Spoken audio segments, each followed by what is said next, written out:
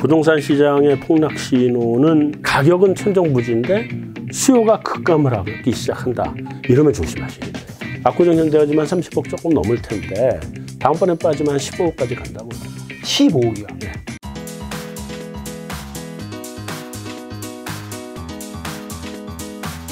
오늘 주제는 위기의 시작점입니다. 30년 가까이 이제 한국 및 세계 경제를 연구하신. 네. 그래서 사실 지금 요즘에 주식시장이든 부동산 시장이든 네. 버블이라는 얘기가 좀 많이 좀 들리고 있어서 네. 그런 거에 대한 정확한 판단을 위해서 이제 소장님 모셨는데요. 버블 구간을 진입했다고 보시는 건가요, 소장님은?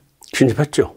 그 근거는요? 일단 우리 부동산 시장은 버블 구간에 들어간 지 오래됐고요. 네네. 근데 이게 이제 돈이 너무 많아서 네. 이게 꺼질 수가 없는 상태로 와 있고. 네. 그리고 지금 이제 사실은 뭐 문재인 정부 이번에 들어서면서부터 부동산 가격이 또 올랐잖아요. 그렇죠. 문재인 정부 초반 정도, 그러니까 박근혜 정부 마지막 정도가 우리나라 부동산 시장이 버블 구간에 조금씩 들어가고 있었어요. 네. 거의 적정 수준은 적정 수준으로 와 있었는데 네. 그때가 수도권은 적정 수준, 네. 지방은 완전 부동산 시장이 힘들어졌었죠. 네. 그러니까 부동산하고 서울이 이제 지방하고 서울이 부동산은 항상 같이 가지는 않거든요. 따로 가거든요. 근데 지난번 사이클까지는 엇갈렸는데 네. 이번 그 문재인 정부 들면서 이제 같은 사이클로 다시 같이 움직이고 있는 상황이긴 한데요. 그래서 지금 사실은 부동산은 너무 많이 올랐고요. 이게 얼마나 오래 갈지는 모르겠습니다. 왜냐하면 너무 저금리로 가고 있기 때문에 돈이 현재 받쳐주기 때문에 현재 유지가 되고 있는데 네. 버블은 항상 언젠가 한번 꺼지죠. 그래서 네. 그 부분은 버블이라고 보고요. 이제 그러면 주식시장이 버블이냐? 주식시장은 버블 구간에는 들어왔고요. 근데 아직은 좀 그 버블이 더 커지는 구간. 네. 네. 그런 구간으로 일단 결론적으로 말씀을 드리면 그런 구간으로 말씀을 드릴 수 있습니다. 한마디로 아직은 버블의 꼭대기는 아니다, 주식시장은. 주식시장 버블은 더 가겠죠. 네. 더 갑니다. 더 가는데 어쨌든 버블이 형성되는 구간으로 들어왔다. 말씀을 드릴 수 있을 것 같고요. 기본적으로 보면 버블이라고 하는 게 이제 우리가 자산시장의 버블을 놓고 보면 그것만 놓고 보면 자산시장이 크게 두 개잖아요. 부동산 시장이 있고 주식시장이 있고. 근데 부동산 시장은 주식시장은 우리가 확실하게 뭐 어떤 주식이 예를 들면 퍼가 네. 뭐 10배다. 네. 너무 싸다. 네. 퍼가 30배다. 비싸다. 그렇죠. 그다음에 뭐 요즘 퍼가 뭐 한 300배 이렇게 가는 것들도 있으니까 퍼가 300배 가는 거는 이게 너무 비싸다 이렇게 얘기를 하는데 그건 왜 우리가 그걸 얘기할 수 있냐면 그 회사들은 어떤 형태든지 수익이라고 하는 실적을 내잖아요. 네. 그러니까 주당 순이익이 10,000원인데 주가가 100만 원 가면 이 말도 안 되는 주가다 이렇게 얘기할 수도 있고 또는 그럼에도 불구하고 이게 미래에 돈을 많이 벌어줄 거기 때문에 퍼 100배도 괜찮다 따질 수 있잖아요. 그렇죠. 그래서 주식시장은 그런 형태로 해서 따질 수 있는 거고요. 네. 반대로 부동산 시장은 퍼가 없어요. 부동산 시장 우리가 수익형 무슨 부동산님은 모르겠지만 네. 아파트 네. 월세를 목적으로 하는 게 아닌 바에는 예를 들면 압구정동 현대 아파트 36평짜리가 지금 30억이다. 이게 비싼 거예요, 싼 거예요? 중고의 틀이 없잖아요. 네. 기준이 없거든요. 네. 네. 똑같은 게 비트코인. 이게 예를 들면 5천만 원이 비싼 건지 네. 1억 원도 싼 건지 아무도 모르거든요. 네. 그러니까 그런 형태로 가는데 이게 부동산 시장이 그렇다고 해서 적정 가격이라는 게 없는 건 아니에요. 부동산이라고 하는 거는 네. 우리 국가 경제 전체의 수익과 대비했을 때 펄을 적용해 주면 되거든요. 네. 그럼 우리나라 국가 전체가 GDP가 얼마나 많이 내느냐? 그럼 우리 부동산 시가총액이 전체로 치면 얼마냐? 그 두 가지를 비교해 보면 네. 그 부동산도 PIR이라는 게 나옵니다. 그렇죠. 네. 프라이스 인컴 레이쇼라는 게 나오거든요. 네. 이게 이제 이 주식시장의 퍼랑 똑같은 건데 그런 관점에서 놓고 볼 때 부동산 시장이 너무 올랐느냐 아니면 덜 올랐느냐를 갖다가 대충 감을 좀 잡아볼 수 있죠. 지금 PIR이 어느 정도 되는 거죠? 지금 그 국가 전체 PIR까지는 지금 확실하게 알 수는 없고요. 그게 계산이 사람마다 다 틀려요. 네. 그리고 지역마다 다 틀리고 네. 국가마다 다 틀리고. 그럼 서울요? 서울은 지금 한 30배 정도 갈 겁니다. 높은 거죠. 30배라면 제일 높은 데는 홍콩이에요. 네. 도시로서는. 네. 근데 홍콩 자체의 경제력보다는 중국의 경제력이 들어온 거잖아요. 네. 그게 이제 홍콩은 뭐 비교 대상이 아니고 네. 우리가 한 30배 정도 될 텐데 그게 아마 제가 최근에 조사한 게 아마 그 정도 간 것 같아요. 근데 그게 뭐 뉴욕 저기 런던이나 네. 아니면 동경이나 이런 데랑 비교해 볼 때 네. 결코 낮지 않은 수준이거든요. 그 30배라는 게 30년 동안 그렇죠. 30년 동안이죠. 자기가 자기 월급을 안 쓰고 모아야지 살 네. 수 있는 거란 뜻 아닌가요? 그런 거죠. 따지고 보면 네. 그런 건데 그래도 홍콩보단 나아요. 홍콩은 거의 아마 100배 갈 겁니다. 아, 100배. 그러니까 그거는 중국의 경제력이 몰려온 거잖아요. 네. 홍콩 자체의 경제력뿐만이 아니라 그렇죠. 중국에 가장 돈 많은 사람들이 다 몰려와서 산 거잖아요. 네. 그러니까 가격이 뭐 천정부지로 올라가 버리죠. 그래서 부동산이라고 하는 거를 그렇게 PIL의 개념은 사실은 잘 안 씁니다. 이거는. 근데 우리가 그냥 비교를 해보는 거 정도인데 우리나라 경제력이 어느 정도 올라왔는데 네. 부동산 가격은 얼마나 올라왔느냐. 이 두 가지를 놓고 비교하지 PIR이라고 하는 단순 지표는 잘 안 보고요. 네. 그거는 워낙 그건 숫자가 다 틀립니다. 네. 그러긴 한데 우리나라 경제가 그동안 하나도 못 온 거에 비하면 네. 부동산 가격이 너무 올라왔잖아요. 네. 예를 들면 지난 한 10년 동안 우리 경제가 경제 성장률이 2% 넘어간 적이 별로 없잖아요. 근데 그럼 10년 동안 20% 올랐다 치고 부동산 가격이 20%만 올랐냐는 거죠. 그게 아니잖아요. 그게 3배, 4배 뛰어버렸단 말이에요. 부동산 가격이. 그러니까 이렇게 놓고 보면 부동산 가격이 너무 많이 뛰었다라고 생각할 수 있는 거죠. 이게 서울의 부동산이 제가 알기로 그 네. 중위값은 한 9억대 정도로 알고 있고 지금 10억 넘었죠. 네, 평균값은 이제 한 11억대인가? 11억까지 올라왔죠. 네. 네. 그럼 이 가격이 어느 정도가 그러면 이렇게 조금 사람들이 좀 더 이해할 수 있게 친다면 네, 네. 중위값과 평균값은 어느 정도가 적정한 걸까요? 어느 정도가 적정하다라고 우리가 말씀은 드릴 수 없다니까요. 그건 말씀 못 드리는데 지금 버블이라고 생각될 수밖에 없는 거는 딱 이거예요. 영끌하잖아요. 영끌하죠. 그 원칙적으로 이게 우리나라는 그렇지 않았는데 네. 어느 나라든지 집 사는 건 다 어렵긴 어렵습니다. 집을 사는 거는. 그렇죠. 그렇긴 하지만 정상적인 국가라면 네. 정상적인 국가고 정상적인 도시라면 네.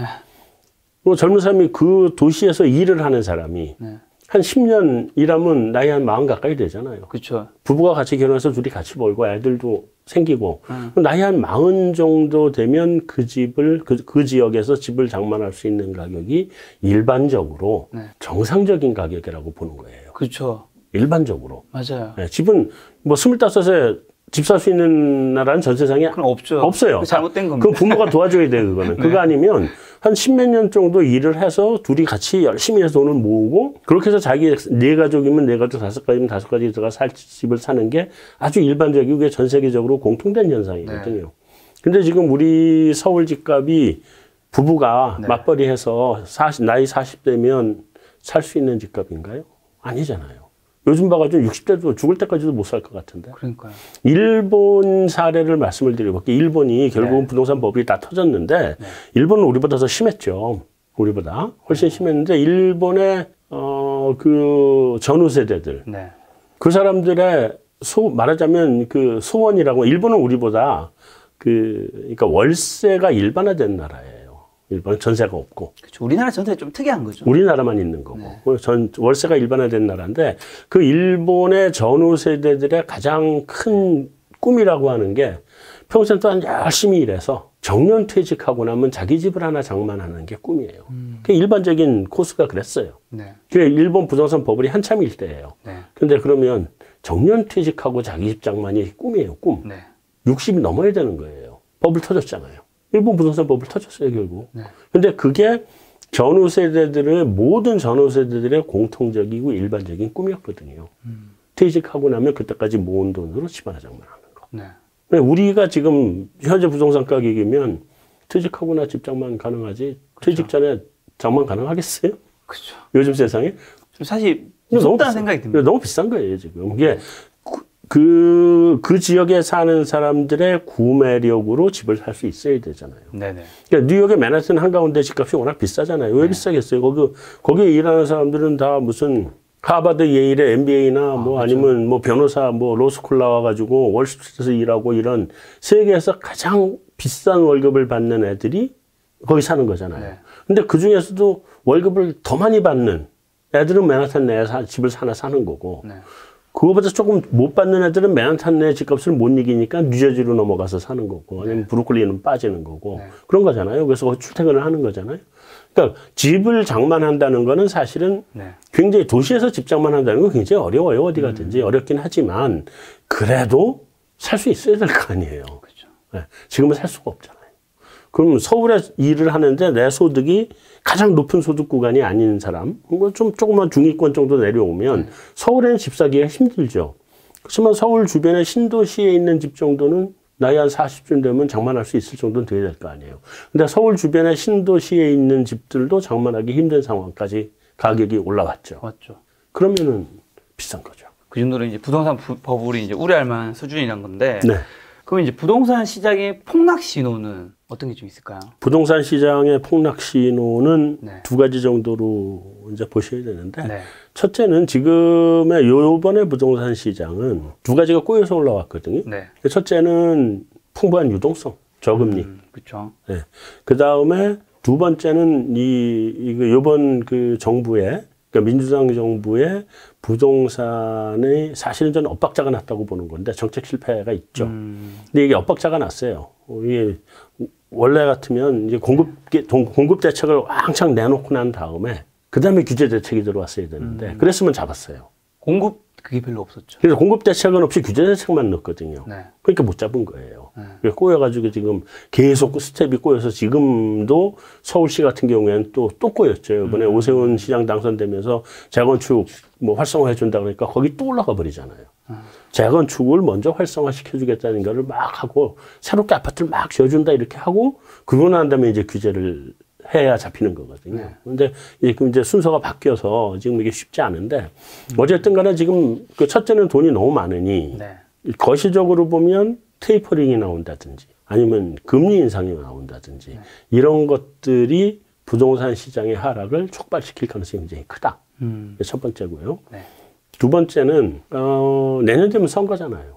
예를 들면 오세훈 서울시장이 됐다고 해서 서울시의 부동산을 바꿀 수 있냐? 못 바꿔요. 서울시장이 할 수 있는 게 한계가 있어요. 그렇죠. 국가에서 해야 돼요, 그거는. 뭐 국토부 장관이나 국회나 이런 데서 해줘야 되는 일들이 많거든요. 근데 서울시장으로서는 할 수 있는 게 별로 없어요. 그렇기 때문에 그 오세훈 시장이 서울시장에 당선돼서 서울의 부동산의 틀을 바꾸는 건 못 해요. 근데 내년에 대선이잖아요. 그럼 내년에 대선에 정부가 계속 진보 정부가 이걸 잡고 갈 거냐, 아니면 이게 보수 정권 쪽으로 바뀔 거냐에 따라서 부동산 시장이 크게 영향을 받을 거예요. 왜냐하면 진보가 계속 가면 지금 같은 부동산 시장의 여건이 바뀌지 않을 거기 때문에 현재 상태가 그냥 당분간 간다고 봐야 되고요. 보수 정권으로 바뀌면 부동산 정책이 대대적으로 바뀌게 될 거거든요. 그럼 사람들의 기대 심리가 달라져요. 사람들의 기대 심리가 달라지면 지금까지 부동산 가격이 올라온 게 대부분 가수요로 들어왔거든요. 한 20대나 30대나 이런 2030들이 집 사겠다고 뛰어들 시장은 아니거든. 요즘 엄청 뛰어들었잖아요. 그러니까 우리나라에 집을 살 수 있다는 사람들은 다 뛰어들어서 사는 거잖아요. 그렇죠. 이게 정상적인 수요가 아니라 일종의 가수요라고 봐야 되거든요. 그러니까 그 가수요들이 마음을 놓고 나이 한 40쯤까지 열심히 돈 모으고 있으면 집 장만할 수 있겠네 하는 생각을 하는 순간. 그렇죠. 그런 심리적인 안정감 주면. 그렇죠. 그럼 수요가 다 빠지죠. 그런 수요들이. 그러면 부동산 시장이 수요와 공급이 정상적인 수급으로 바뀌면서 안정화되겠죠. 그런 것들도 좀 보셔야 되고요. 이제 시장 자체에서 시그널은 보시면 가격이 지금 사람들이 감당할 수 없는 수준까지 와 있잖아요. 근데 거래가 급감을 해버리면 그건 하락 시그널이에요. 가격이 너무 비싸니까 사람들이 수요가 일단 줄어들 수밖에 없어요. 근데 거기다가 거래가 급감을 한다는 거는 그 파는 가격하고 그 사는 가격, 그러니까 그 증시에서 얘기하면 비드하고 오퍼 스프레드가 굉장히 벌어져 버린 거거든요. 이 가격이 벌어지면 체결이 안 되잖아요. 그럼 어느 한쪽으로 힘이 쏠릴 수밖에 없어요. 근데 대체로 어느 쫄리냐? 이 가격이 너무 비싼 가격이기 때문에 사자는 사자 쪽으로 가격이 쏠릴 수밖에 없어요, 결국은. 그러면 가격이 하락하게 되고 가격이 하락하는 걸 보는 순간 수요가 사라집니다. 수요 실종이에요, 그 순간에. 왜냐하면 부동산은 가격이 떨어지면 억대로 떨어지기 때문에 주식하고 다르죠. 억대로 떨어지기 때문에 이게 다 떨어질 때까지 기다리거든요, 사람들이. 그럼 수요가 사라지면 그때는 부동산 가격은 아주 급격하게 떨어지거든요. 그래서 부동산 시장 내에서의 시그널은 가격은 천정부지인데 수요가 급감을 하기 시작한다. 이러면 조심하셔야 돼요. 그러면 이제 그건 하락시장의 시그널이라고 볼 수가 있어요. 시장 밖에서는 테이퍼링과 금리 인상, 시장 그런 안에서는 이제 가격은 비싼데 거래량이 급감할 때 네. 폭락할 수 있는 신호라는 건데 네. 한 가지 여쭤보고 싶은 게 사실 이제 유튜브에서도 네. 부동산 가격이 계속 오르니까 네. 많은 이제 전문가분들이 네. 지금 너무 올랐다. 네. 지금 사면 안 된다. 이런 얘기가 굉장히 많았잖아요. 그렇죠. 근데 그러면서도 계속 올랐어요. 더 올랐죠. 그러니까 사람들이 네. 굉장한 박탈감을 더 가진 거예요. 그렇죠. 나는 전문가의 말을 들었는데 그럼요. 나는 지금 벼락거지가 됐는데 어떻게 보면 소장님 말씀을 들으면 다 논리적이긴 한데 네. 또 여기서 더 계속 오를 수도 더 있잖아요. 오른다. 네. 그러니까 이게 사람들이 이제는 멘붕에 빠지면서 사실은 20대, 30대가 다 뛰어드는 시장에 생각하거든요. 그런 거죠. 이게 언젠간 당연히 떨어지겠죠. 근데 그 언젠가가 네. 너무 나중이면 네, 그러니까 제가 너무 나중일 수도 있어요, 사실은. 네. 근데 제가 근데 뭐 그래서 이걸 말씀을 드리는데 당장 정말 내가 필요해서 집을 사셔야 되는 분들이 있어요. 내가 필요한 사람들이 있잖아요. 그렇죠. 예를 들면 저도 당장 내년쯤에는 집을 사야 돼요. 아 진짜요? 네. 내년쯤에 사야 돼요. 아, 네. 당장. 제가 제 사정을 말씀을 뭐 드리는 건 좀 웃기긴 한데 네. 말씀해 주세요. 저도 집이 있는데 네네. 이 집이 리모델링을 추진하고 있어요. 그러니까 들어가 살기가 힘들어. 그래서 제가 전세를 나와 살고 있어요. 근데 이게 리모델링이 시간이 하세월로 늘어졌어. 네.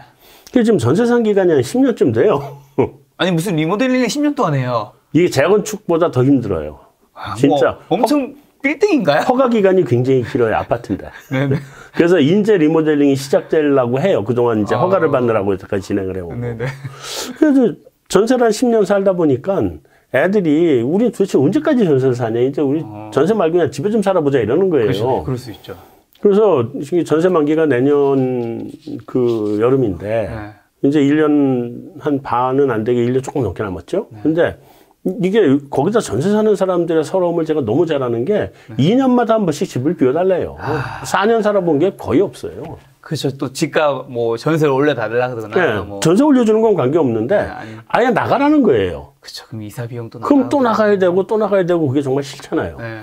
그래서 제가 한 단지 안에서 10년째 전세를 살고 있어요. 계속 이사 다니면서. 네. 그러고 있는데 근데 그러다 보니까 저도 내년쯤에는 집을 비싸자리로 하나 사야 되겠다 하는 생각을 하는 거예요. 네. 그렇게 해서 내가 정말 집이 필요해서 사는 거는 관계없어요. 지금 사셔도 되고 언제 사셔도 돼요. 왜냐면 이게 이사 다니지 않고 내가 내 집에 산다는 걸로 인해서 얻는 행복감이라고 하는 거는 그거는 이루 말할 수 없는 거예요. 집이 소비하는 거니까, 집 소비하잖아요. 소비재니까. 그 행복감이라는 거는 돈하고 비교할 수 있는 게 아니기 때문에 내가 집이 필요해서 내 집에서 살겠다라고 생각하시는 분은 그냥 사셔도 돼요. 그건 관계는 없어요. 한마디로 내 집 마련을 지금 해야 되는 분들은 지금 더 오르든 앞으로 떨어지든 네. 지금이라도 사도 된다. 관계없어요. 내 집으로 살 거니까. 네네. 내 소비재예요. 예를 들면 이런 거예요. 네.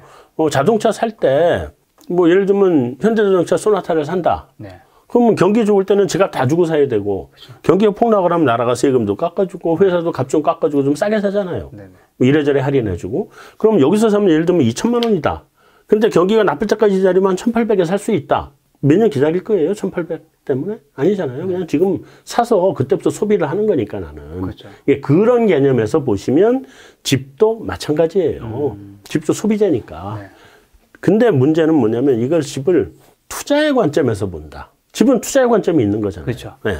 투자의 관점에서 본다. 그러면 예를 들면 제가 계속 어디 가든지 항상 압구정 현대 36평 예를 드는데 쉬워서 지난번 저점 2013년 때 저점 때 거래가 10억에 거래가 됐어요. 2013년에 압구정 현대가 10억. 10억. 네. 36평 신현대. 오, 되게 괜찮은 가격인데. 네. 그 가격에 거래됐어요. 네. 네.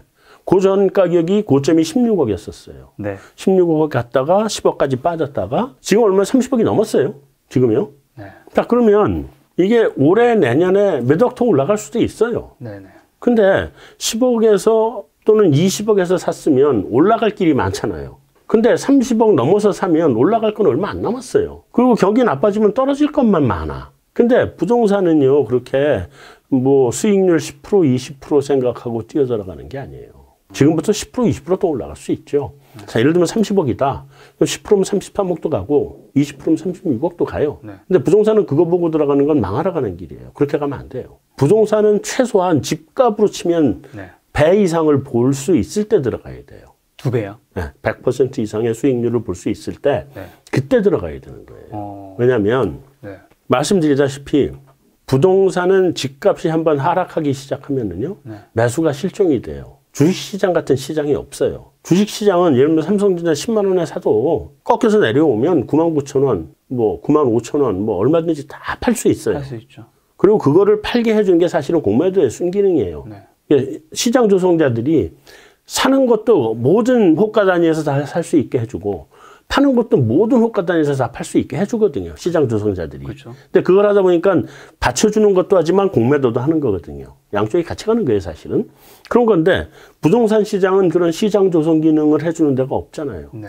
그리고 주식시장 같은 이런 시장이 있는 게 아니잖아요. 네.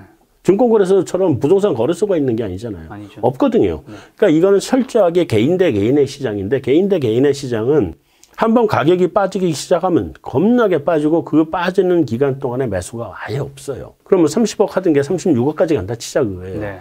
그때 팔고 나올 거면 좋은데 그때 팔고 나올 게 아니면 그 다음에 빠질 땐 20억까지도 열어놔야 되거든. 그럼 20억까지 내려오면 내가 30억에 샀는데 올라가는 거 한 10% 올라가서 33억 갔다 기분 좋죠. 네. 근데 현금화를 못하면 어떻게 해요? 20억 갈 때까지. 6억을 더 벌 수도 있지만 10억이 마이너스 날 확률이 10억보다 더 마이너스 날 수도 있어요. 저는 사실은 제 개인적인 계산으로는 압구정 현대가지만 30억 조금 넘을 텐데 다음번에 빠지면 한 15억까지 간다고 봐요. 15억이요. 네. 15억에서 20억 사이까지 간다고 봐요. 개인적으로는. 안 갈 것 같아요? 거의 반토막 나는 거예요. 아니, 요즘에 저는 드는 생각이 부동산이 네. 이렇게 계속 오르다 보니까 네. 이게 떨어질 수 있는 건가라는 그런 의심이 생각이 들기 들죠. 시작했어요. 진짜. 네네네. 그러긴 한데 그렇게 안 갈 것 같지만 가요. 왜냐하면 이렇게 생각을 하세요. 그게 10억에 거래되던 게 실제 이거는 실거래가입니다. 10억이라고 하는 게 2013년. 네. 실거래가를 가지고 말씀드리는 거예요. 국토부에 신고된 실거래가. 그게 30억 올 거라고 생각했어요? 안 했잖아요. 안 했죠. 저도 계산이 다음번에 가면 22억이나 23억 정도 가겠다를 계산하고 있었어요. 네. 거의 틀리지 않는 계산이에요, 원래. 근데 그 이후에 지금 더 올라와 버렸잖아요. 아무 생각 안 했던 가격으로 온 거거든요. 그럼 내려갈 때는 그러면 생각할 수 있겠어요? 내 생각하지 않은 가격까지 가요, 내려갈 때는. 네. 절대 안 가지 않습니다. 갑니다. 그래서 부동산은 이런 투자의 관점에서 보시면 네. 이렇게 값이 많이 올라왔을 때는 쳐다보지 않는 거예요. 먹을 게 많이 남지 않았네요. 네. 먹을 거보다는 잃을 게 많잖아요. 그리고 부동산은 한 가지 주식하고도 다른 거 말씀드릴까요? 주식의 격언이 있잖아요. 주식은 네. 무릎에서 사서 어깨에서 팔아라. 그렇죠. 그죠? 그게 뭐냐면 바닥을 다 훑고 돌아서서 무릎에 왔을 때 사고 네. 상투를 찍는 걸 보고 떨어져서 이렇게 내려오는 그 다음 어깨에서 파는 거잖아요. 그렇죠. 부동산은 떨어질 때 사고 올라갈 때 팔아야 돼요. 네. 부동산은 달라요. 네. 주식하고. 왜냐하면 떨어지기 시작하면 못 팔아요. 그러니까 올라오는 걸 보고 팔아야 돼요. 그 다음에 얼마나 더 갈지는 아무도 몰라. 그러니까 올라오는 걸 보고 파는 수밖에 없어요. 떨어질 때는 말씀드렸잖아요. 매수가 실종된다고. 올라오는 걸 보고 팔아야 되기 때문에 여기가 상투인지 어깨인지 뭔지는 허리인지 아무도 몰라요. 그게 다르군요. 주식은 상투를 찍고 내려올 때 이제 팔고 나오면 되는데 네. 주식은 고점 찍고 내려갈 때 못 파니까 내려올 때 못 팔거든요. 찍기 전에 이제 찍기 전에 팔아야 돼요, 된다. 무조건. 파는 사람은 그렇게 팔아야 돼요. 근데 그러면 예를 들면 30억에 샀는데 이게 한 30한 5억 올라갔다 쳐요. 그거 팔 수 있을 것 같아요? 팔기 힘들어요. 그럼 그거 보고 부동산 들어가는 것도 아니고. 근데 그때 팔고 나오면 좋지만 이게 딱 해서 딱 꺾였다 하는 순간에는 손을 못 팔기 때문에 그렇기 때문에 부동산 파는 거하고 주식 파는 게 다르고 부동산은 그래서 10% 20%를 보고 들어가는 게 아니다. 또 한 가지 이 차이점을 사람들이 잘 이해를 못 하시는데 이거 하나 아셔야 돼요. 네. 주식시장에 경매가 있어요? 경매요? 네. 경매 시장이 없죠. 처음 들어봤는데. 부동산 시장에는 경매 시장이 있잖아요. 있죠. 왜 경매 시장이 있을까요? 못 파니까 경매까지 간 거예요. 요 생각 못 해봤습니다. 네. 주식시장 경매. 팔 수 있으면 중간에 팔 수 있으면 왜 경매를 가요? 팔아가지고 정리하고 빚 갚지. 못 팔고 내려가니까 경매를 가는 거예요. 네네. 그러니까 그 생각을 하셔야 돼요. 부동산 시장은 주식 시장하고 완전히 달라요. 그래서 경매 시장이 있구나. 그럼요. 두 가지가 서로 다른 겁니다. 그래서 주식하고 부동산은 투자의 관점에서 접근하실 때는 좀 다르게 보고 움직이셔야 돼요. 약간 매매 타이밍 잡는 거라든가 이런 게 약간 달라요. 네. 그러면 경매 얘기 나와서 그런데 네. 우리가 좀 어쨌든 대부분 많은 분들이 아파트를 원하잖아요. 네. 아파트 조금 싸게 살 수 있는 방법 뭐 그런 거는 경매일까요? 이제 아파트를 가지고 경매 들어가는 분들이 많아요. 그렇죠. 싸게 네. 살 수 있잖아요. 싸게 사죠. 저는 아파트 가지고 경매 들어가는 걸 추천하지 않습니다. 왜요? 아파트는요, 그냥 시중에 나온 급매물 사는 게 제일 싸게 사요. 경매가 더 싼 거 아닌가요? 조금 더 싸죠. 네. 네, 한 5%에서 10% 정도 싸요. 그러니까 아파트가 경매가를 이렇게 법원에 그 인터넷 경매 이 매물 나오는 사이트가 있어요. 그쵸. 거기 들어가서 보시면 아파트가 시세가 30억인데 네. 그 경매가는 뭐 15억 이렇게 나와요. 그쵸. 근데 그럼 15억에 낙찰이 되냐? 안 그래요. 아니죠. 시세보다 한 5% 10% 사이에서 낙찰이 돼요. 이게 절대 이 가격에 낙찰이 안 됩니다. 5에서 10%도 엄청 싼 거잖아요. 왜 어떤 때는 이것보다 더 비싸게 낙찰되는 경우도 있어요. 네? 이게 앞으로 더 가격이 오를 거라고 보면 더 비싸게도 낙찰되기도 해요. 근데 5% 정도 싸게 사는 게 굉장히 싸게 사는 것 같지만, 왜냐하면 30억, 10억이 5%니까. 네. 30억에 5%면 한 1억 뭐 이렇게 싸게 사는 거죠. 1억, 1억 5천? 굉장히 싸게 사는 것 같죠. 우리가 전자제품도 10만 원 싸게 사려고. 네. 근데 그렇게 싸게 되지도 그렇게 싸게 사는 것도 굉장히 그 경기가 안 좋을 때만 그렇고요. 네. 부동산 시장이 좋을 땐 그렇게 싸게 사지도 못해요. 거의 시세에 가깝게 사게 돼요. 네. 거기다가 더하기 이 문제가 있어요. 아파트는 경매를 받잖아요. 그럼 거기 살고 있는 사람을 명도를 해야 돼요. 그렇죠. 내보내는 거 말하는 네, 거죠. 내보내는 과정이 굉장히 골치 아픕니다. 잘해서 이분이 이사비만 가지고 나가주면 좋은데, 생각해 보세요. 내가 예를 들면 내가 내 집에 살다가 내 집이 경매에 나갔어요. 난 완전히 망한 거야. 네, 그렇죠. 어디 나갈 데도 없어. 그러면 쉽게 나가겠어요? 그럼 사람이 인정이 가서 쫓아내지 못합니다. 물론 법원에다가 인도 명령이. 명도 신청을 하면 법원에서 해줘요. 돈 300만 원 뭐 이렇게 내면 다 내보내고 그냥 다 깨끗하게 끌어냅니다. 근데 사람이 그렇게까지 악한 일을 못 하거든, 일반적으로. 못 할 뿐더러 더하기 난 심한 경우는 그런 경우도 봤어요. 나가는 사람이 그래 잘 됐다 너 한번 죽어봐라 이러고 집에 그 화장실에 하수구 있죠? 그 조강 시멘트라고 하는 거 있어요. 시멘트인데 굉장히 빨리 굳어요. 30분이면 양생 끝납니다. 딱딱하기도 보통 일반 시멘트보다 2배, 3배 딱딱해요. 거기다 그거 부어놓고 나간 사람도 봤어요. 그러면 그거 다 파내는 비용이 얼마나 들어요? 굉장히 복잡하죠. 그래서 이제 경매가 그런 것도 있고, 다음에 권리 관계를 제대로 이 분석을 못하면 경매를 받았는데 내 집이 아닌 경우들도 많아요. 그렇죠, 그렇죠. 권리 관계도 잘 분석을 해야 되고 이런 게 복잡해요. 그러니 차라리 그 돈 조금 되는 거 좀 더 주고 시장에 급매물로 나온 걸 사는 게 제일 싸다. 왜냐하면 경매가 나올 정도면 시장 완전히 죽었거든요. 완전히 죽은 시장이니까 급매물들이 나와요. 차라리 그걸 가서 사는 게 서로 깨끗하게 나중에 골치 아픈 일 없고 권리관계 분석 잘했냐 말했냐 이런 소리 할 것도 없고 그냥 사면 끝나요. 그게 훨씬 깔끔해요.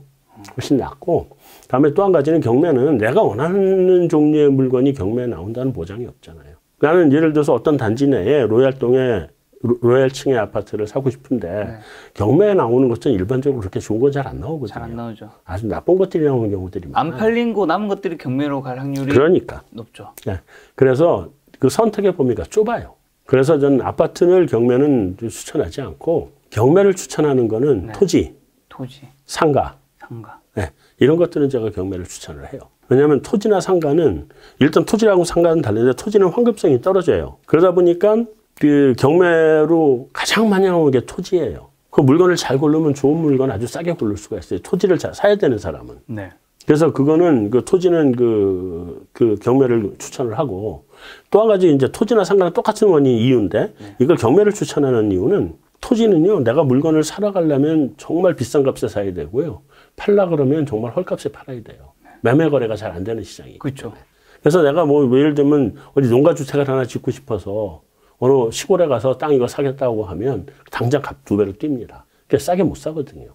근데 토지는 그래서 경매로 나오는 물건들을 잘 찾으면 싼 값에 살 수 있다. 토지가 필요한 경우에는. 네. 다음에 상가는요 매물이 안 나와요. 상가가 매물이 제일 안 나오는 것 중에 하나예요. 왜냐하면 안정적으로 수익이 창출이 되잖아요. 월세가 다달이 이렇게 나온단 말이에요. 그러니까 상가를 수익형 상가를 가지고 있는 분들은 이걸 갖다 팔아야 될 이유가 별로 없는 분들이에요. 그다음에 상가는 그 자체가 은행 대출도 많지 않아요. 대출 많이 안 해주거든요. 네. 그러다 보니까 상가가 경매로 나오는 일도 거의 없어. 매물로 나오는 일도 없고. 그냥 놔두고 거기서 생활비 받았으니라고 못 들어 팔아요. 그걸. 네. 좋은 자리는. 그러니까 좋은 자리는 물건이 안 나온다. 그다음에 물건이 나오는 상가는요. 좋은 자리가 아니야. 세도 잘 안 나오고 네. 잘 안 팔려. 그렇죠. 그러니까 매물이 나오죠. 좋은 자리인데 내가 왜 팔겠어요. 좋은 자리인데. 그렇죠. 그런데 가끔씩 좋은 자리 상가들이 나오는 경우는 경매로 주로 나와요. 왜냐하면 아들이 사업하다 망했다. 네. 근데 자금을 대줘야 되는데 네. 담보 물건으로 따라 들어갈 수밖에 없는 거죠. 그렇죠. 이런 경우만 그 좋은 물건들이 경매로 나올 때 고를 수가 있어요. 그래서 상가 수익형으로 되는 상가 건물들은 네. 그냥 물건을 사러 가는 것도 방법이긴 한데 네. 정말 물건을 보는 눈이 있고 권리관계를 잘 분석할 수 있으면 경기 나빠졌을 때 경매 시장을 들어가 보는 게 굉장히 많은 기회가 있어요. 5월 가정의 달, 부모님과 자녀를 위한 선물 준비하셨나요? 카네이션도 자녀에 대한 사랑도 필요하지만 저금리 시대에 살고 있는 우리에게 더 시급한 건 재테크 준비일지도 모릅니다. 구독자분들의 가족을 위해 지금 당장 할 수 있는 재테크를 알려드릴까 합니다. 바로 자녀를 위한 조기 투자 경험과 부모님을 위해 권해드리는 비과세 종합저축계좌입니다. 평일엔 바쁘고 지방에 살아서 방문이 어려우신가요? 가치투자의 대가 강반천 회장의 에셋플러스 자산운용에서 주말에 지방을 찾아가 계좌 개설 서비스를 진행합니다. 가입 방법, 일정은 아래의 링크를 참고하시기 바랍니다. 돈이 가족에게 행복을 주진 않습니다. 하지만 돈은 내 가족의 불행을 막을 수 있습니다.